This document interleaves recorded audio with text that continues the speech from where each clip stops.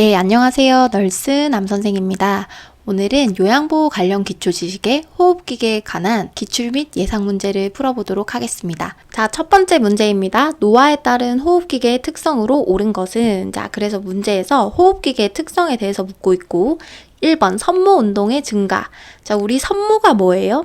섬모는 호흡기계에 있는 털이라고 했어요. 그래서 그 이물질들이 호흡기계로 넘어가는 것을 방지하는 역할을 한다고 했죠. 섬모 운동이 증가하는 게 아니라 감소함으로써 호흡기계 내로에 이물질이 침입하기 쉽다고 했어요. 그래서 호흡기계 감염이 잘 일어난다고 했고 1번 오답.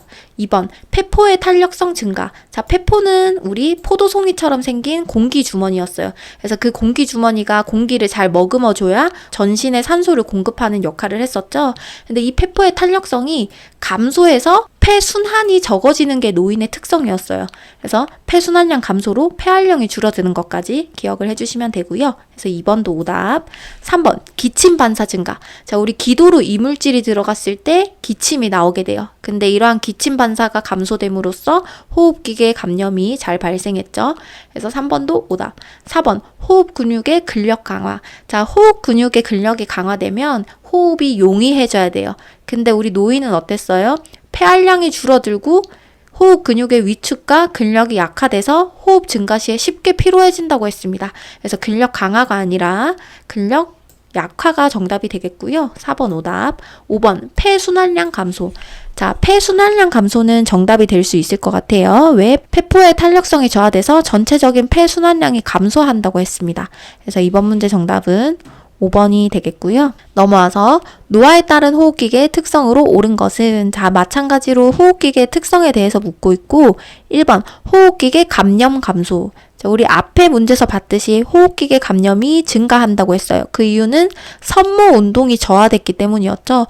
이 섬모, 우리 털들이 이 이물질들을 잘 걸러주는 운동을 해야 되는데 얘네가 운동을 못하는 거예요. 그래서 기도 내로 이물질 침입이 쉬워져서 호흡기계 감염이 발생한다고 했고요. 1번 오답. 2번 폐활량 증가.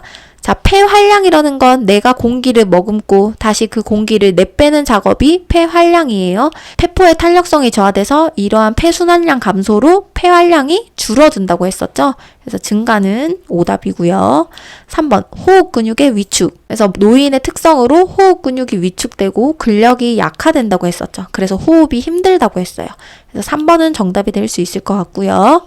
4번 기관지내 분비물 감소. 자, 우리 아까 섬모 운동이 감소된다고 했어요. 그러면은 기도 내로, 기관지 내로 분비물이 잘 들어가겠죠. 그럼 그러한 분비물들로 인해서 염증 반응이 나타나고 그게 바로 객담, 가래를 만들어낸다고 했었죠. 기관지 내 분비물 감소가 아니라 증가가 정답이 될 수 있고요. 5번 코 속 점막 수분 함유량 증가. 자, 나이가 들면서 신체 조직 내의 수분 함유량이 전반적으로 감소한다고 했어요. 그래서 코 속의 점막도 건조해지고 그것 때문에 이물질을 잘 걸러낼 수 없다고 했습니다. 그래서 5번도 오답. 이번 문제 정답은 3번이었습니다. 자, 넘어와서 다음과 같은 증상이 나타나는 질환은 무엇인가? 자, 그래서 네모 박스를 보니까 점진적으로 호흡곤란이 심화된다고 해요. 이른 아침에 발생하는 가래 끓는 기침. 자, 이거는 특징적인 증상이죠. 이른 아침에 가래 끓는 기침이 심해진다고 했어요. 이거는 만성기관지염이었죠. 그래서 만성기관지염은 만성적인 염증으로 기도가 좁아진 상태를 말하는 거고 자극물질에 노출되는 경우 또는 세균이나 바이러스에 감염되는 경우에 유발될 수 있다고 했습니다. 그래서 만성기관지염의 특징으로 점진적으로 호흡곤란이 심화되고 이른 아침에 발생하는 가래 끓는 기침이 있다 라고 기억을 해주시면 좋을 것 같아요. 그래서 이번 문제 정답은 1번이었습니다. 자, 넘어와서 폐조직에 염증이 생겨 기관지가 두꺼워지고 섬유화되어 폐로 산소를 흡수하는 능력이 감소하는 질환은 무엇인가? 자, 우리는 여기 앞에 줄만 보고도 문제 답을 찾을 수 있었어야 됐어요. 폐조직에 염증이 발생하는 건 뭐예요? 폐렴이죠, 폐렴. 그래서 폐가 정상적인 세포로 이루어져 있지 않고 그 세포들이 섬유화가 돼서 폐의 능력을 감소시킨다고 했어요. 그래서 이번 문제 정답은 1번이었습니다. 자, 다음. 음식물이나 이물질이 기도 내로 넘어가 폐에 염증을 일으키는 질환은 무엇인가? 자, 우리 여기서도 폐에 염증이란 단어만 보고 바로 폐렴을 고를 수 있어야 되는데요. 여기서 음식물이나 이물질이 기도 내로 넘어간 건 어떤 염증이라고 했죠? 흡인성 폐렴이라고 했었죠. 그래서 이물질은 내 몸에 정상적으로 존재하는 것이 아니기 때문에 면역 반응이 일어난다고 했어요. 그래서 그 면역 반응으로 인해 이 폐렴, 폐에 염증이 생기는 것입니다. 그래서 이번 문제 정답은 3번이었습니다. 자, 넘어와서 기도의 만성염증성 질환으로 숨을 내쉴 때 쌕쌕거리는 호흡음이 들리는 호흡기 질환은 무엇인가? 자, 기도의 만성염증성 질환이라고 하면 우리 첫 번째로 만성기관지염이 생각나야 되고요. 두 번째로 천식이 생각나야 돼요. 근데 만성기관지염은 특징적인 증상이 뭐였어요? 이른 아침에 발생하는 가래 끓는 기침이 있었고 점진적으로 기침이 심해진다고 했어요. 근데 여기서는 특징적인 증상으로 숨을 내쉴 때 쌕쌕거리는 호흡음이 들린다고 하네요. 그러면 만성기관지염은 아닐 거고 천식이 답이 되겠죠. 천식도 만성기관지염과 마찬가지로 기도의 만성적인 염증성 질환이었어요. 그래서 원인으로는 꽃가루, 진먼지 진드기, 동물의 털, 배설물, 곰팡이 등에 의해서 유발이 될 수 있다고 했고 특징적으로 숨을 내쉴 때 쌕쌕거리는 호흡음이 들린다고 했습니다. 그래서 천식의 특징적인 증상 기억을 해주시고요. 이번 문제 정답은 2번이었습니다. 자, 넘어와서 다음과 같은 증상이 나타나는 질환은 무엇인가? 자, 네모 박스를 보니까 숨을 내쉴 때 쌕쌕거리는 호흡음. 우리 앞에서 본 거죠? 천식의 증상이었어요. 그리고 밑에 만성염증성 질환으로 기관지벽의 부종과 기도 협착이 일어난다고 했어요. 이거는 만성기관지염과 비슷한 증상이었고 세 번째 꽃가루, 진먼지 진드기, 찬 공기 노출 시 기도의 과민 반응, 알레르기성으로 자극 물질에 노출이 되면 이러한 반응이 나타난다고 했어요. 바로 그래서 이번 문제 정답은 2번이었습니다. 자, 넘어와서 만성기관지염 대상자의 가래 배출을 돕는 방법은 자, 1번 해열제를 투여한다. 해열제는 우리 호흡기계에서 언제 쓸 수 있었어요? 독감, 인플루엔자에서 사용을 할 수 있었어요. 만성기관지염은 열이 나는 특징은 없었습니다. 그래서 1번 오답. 2번 심호흡을 하게 한다. 맞나요? 만성기관지염 치료 및 예방법으로 심호흡을 하고 기침을 해내는 게 있었죠. 그래서 심호흡하고 기침을 통해서 이물질을 배출해내야 된다고 했습니다. 그래서 2번 같은 경우는 정답이 될 수 있겠고요. 3번 수분 섭취를 제한한다. 자, 호흡기계 질환에서는요. 대부분 수분 섭취를 권장하게 됩니다. 그냥 목이 많이 상하기 때문에. 그래서 3번 같은 경우에는 오답이 되겠고요. 4번 실내 공기를 서늘하게 유지한다. 자, 만성기관지염, 천식 모두 다 적당한 온도와 적당한 습도를 유지해야 됐었죠. 너무 찬 공기나 뜨거운 공기는 오히려 호흡기계를 자극해서 기침을 더 유발하게 됐었죠. 그래서 4번도 오답. 5번 똑바로 누워 안정을 취하게 한다. 자, 우리 호흡곤란이 나타나면 일반적으로는 반자위, 반앉은 자세를 취해주는 게 가장 편해요. 똑바로 누우면 대상자가 기침하기가 더 힘들어지겠죠. 왜냐하면 이 만성기관지염 대상자는 객담, 가래가 많이 끼기 때문에 계속 기침을 통해서 가래를 배출하려고 해요. 근데 똑바로 누우면은 배출이 더 어려워지므로 정답이 될 수 없고요. 이번 문제 정답은 2번이었습니다. 자, 넘어와서 다음과 같은 증상이 나타나는 질환은 무엇인가? 그래서 네모 박스를 보니까 오후에 고열이 있다가 늦은 밤에 식은땀과 함께 열이 내리는 증상이 있다고 해요.